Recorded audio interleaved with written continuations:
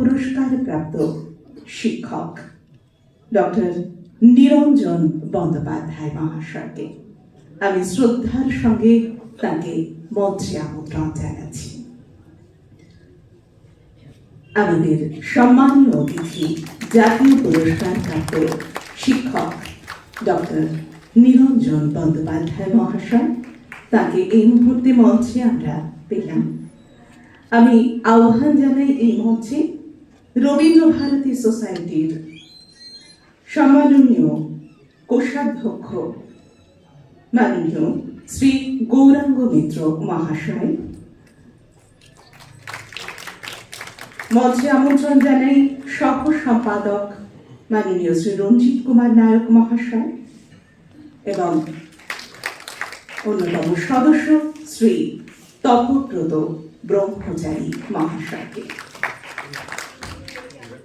এই মুহূর্তে আমি সম্মানের সাথে তাদের প্রত্যেককে মঞ্চ আলো করে আসন গ্রহণ করার জন্য অনুরোধ জানালাম।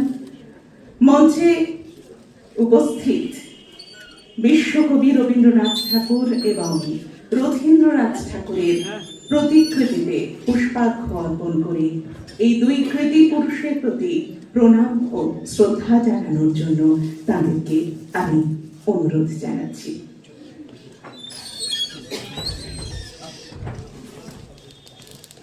এই মুহূর্তে মঞ্চে উপস্থিত জাতীয় পুরস্কার প্রাপ্ত শিক্ষক ডক্টর নিরঞ্জন বন্দ্যোপাধ্যায় মহাশয় উপস্থিত আছেন। মঞ্চে উপস্থিত আছেন রবীন্দ্র ভারতী সোসাইটির মাননীয় কোষাধ্যক্ষ শ্রী গৌরাঙ্গ মিত্র মহাশয়, উপস্থিত সহ সম্পাদক শ্রী রঞ্জিত কুমার নায়ক মহাশয়, উপস্থিত বিশিষ্ট অন্যতম সদস্য রবীন্দ্র ভারতী সোসাইটি মাননীয় শ্রী তপব্রত ব্রহ্মচারী মহাশয়। তাদের সকলকে অনুরোধ জানাচ্ছি পুষ্পার্ঘ্য প্রদানের মধ্যে দিয়ে বিশ্বকবি রবীন্দ্রনাথ ঠাকুর এবং তার পুত্র রথীন্দ্রনাথ ঠাকুরের প্রতিকৃতিতে পুষ্পার্ঘ্য অর্পণ করার জন্য।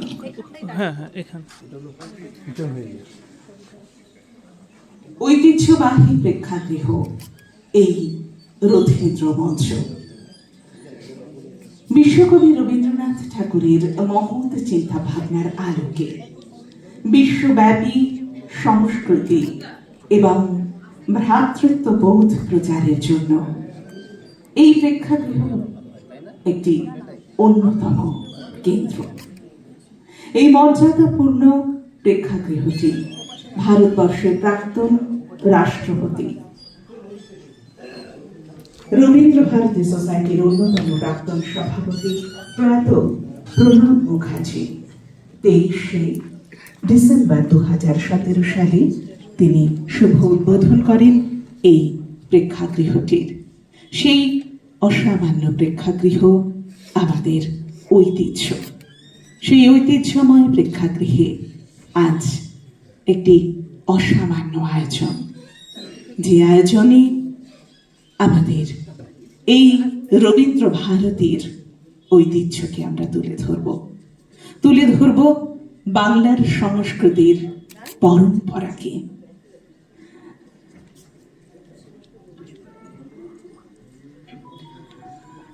মঞ্চে এই মুহূর্তে পুষ্পার্ঘ্য প্রদান সম্পন্ন হচ্ছে।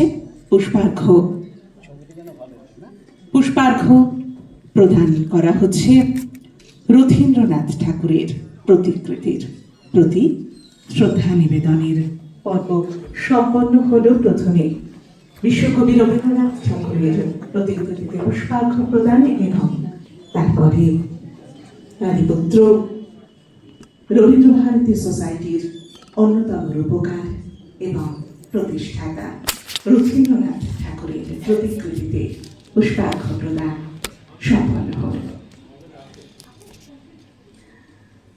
এই মুহূর্তে প্রথমে মঞ্চে উপবিষ্ট ব্যক্তিদের পুষ্পস্তবক দিয়ে সম্বর্ধনা জ্ঞাপন করা হবে। এখন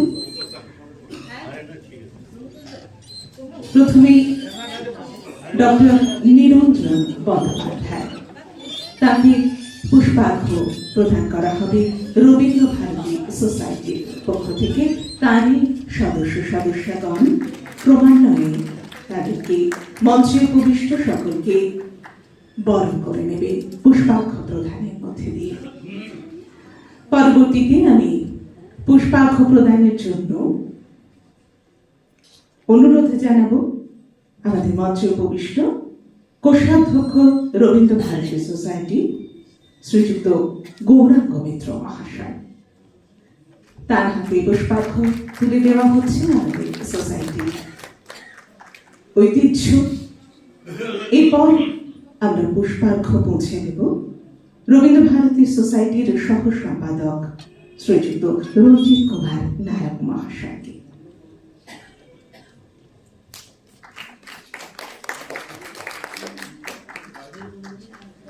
পরবর্তীতে মঞ্চে উপস্থিত শ্রীযুক্ত তপব্রত ব্রহ্মচারী মহাশয়, তার হাতে পুষ্পার্ঘ্য প্রদান করা হবে। প্রদান করবেন আমাদের এই রবীন্দ্র ভারতী সোসাইটির অন্যতম সদস্য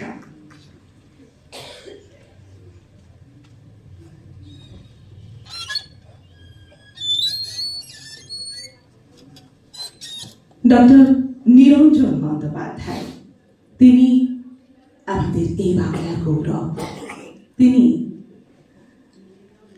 জাতীয় পুরস্কার প্রাপ্ত শিক্ষক। তার প্রতি আমরা সম্মান জানাব রবীন্দ্র ভারতী সোসাইটির স্মারক উপহার দিয়ে। তার হাতে স্মারক প্রদান করব আমরা রবীন্দ্র ভারতী সোসাইটির পক্ষ থেকে। তার প্রতি আমাদের সম্মাননা জ্ঞাপন।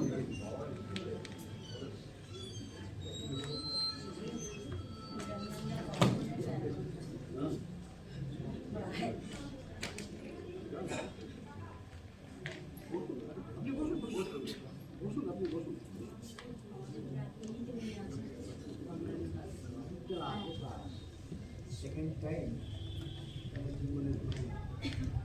same PhD program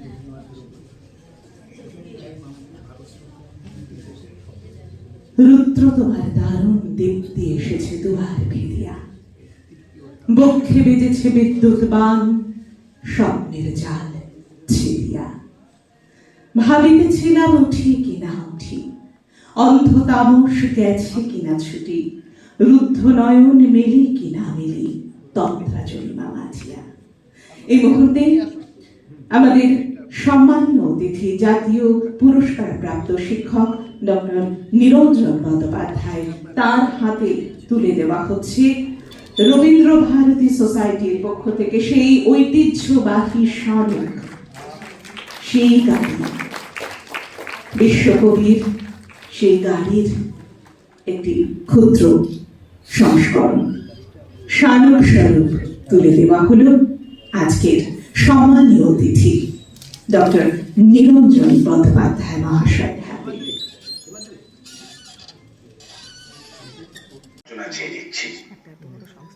আমি রয়েছি সুদূর ইউরোপে, সুইডেনেতে। এইখান থেকে সেই দেশ যেখানকার রয়্যাল সুইস একাডেমি প্রতি বছর নোবেল পুরস্কার প্রাপকদের নাম নির্বাচন করে, এবং এখানে একটি মিউজিয়াম আছে যেখানে বিশ্বকবি রবীন্দ্রনাথ ঠাকুরের নামাঙ্কিত পৃথক একটি ঘরে তার নোবেল জয়ের ইতিহাস, সাহিত্য কীর্তির বিশদ বিবরণ সুন্দরভাবে সংরক্ষিত রয়েছে। আমার সৌভাগ্য হয়েছে যে আমি সপরিবারে সেটা দেখতে পেরেছি। আজকে সবচেয়ে যেটা আনন্দ হচ্ছে যে আজকে আমাদের এই যে আমাদের উদ্দেশ্য, কবিপুত্র রবীন্দ্রনাথ ঠাকুর এবং রবীন্দ্রনাথ ঠাকুর, এই যে পরম্পরা আমরা শুরু করেছি বেশ কয়েক বছর হলো।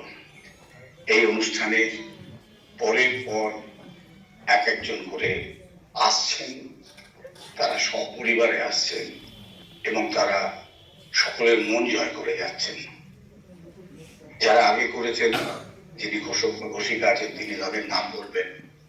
আমি শুধু একটাই বলবো যে আজকে আমাদের সৌমিত্র বন্দ্যোপাধ্যায় সপরিবারে তার আজকে তার এই যে মঞ্চে উপস্থিতি আপনারা একটু পরেই দেখতে পাবেন, সেটা আমার মনে হয় আপনাদের কাছে একটা স্মরণীয় দিন হিসেবে থাকবে এবং সেটা সৌমিত্র বন্দ্যোপাধ্যায়ের পরিবারের কাছেও একটা স্মরণীয় দিন থাকবে।